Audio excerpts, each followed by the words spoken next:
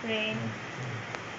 আজকে ঘুমতে ঘুরতে একটু লেট হয়ে গেল, কারণ ভোর 3টে থেকে আমি জেগে আছি। আমার ছোটো বোনের সাথে খেলছিলাম, বাইরে ছিলাম, ও শুতেই দিচ্ছে না। আবার সে ভাবলাম একটু গড়াগড়ি খাবো, 6টা নাগাদ আবার ঘুমাতে গেলাম একটু গড়াগড়ি খাবো বলে, আবার সে শুয়ে পড়লাম। সেই পড়াটাও আমার যাওয়া হলো না, তার জন্য পড়াটা টোটাল বিকেলে যেতে হবে।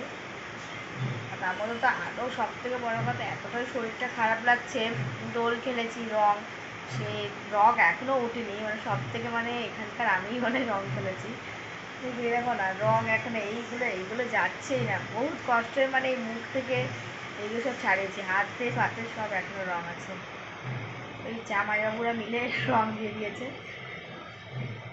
তো তোমাদেরও কেমন মানে দোলটা কাটলো, রং কী করে খেললে, সবার ভালোভাবে কাটলো কি না?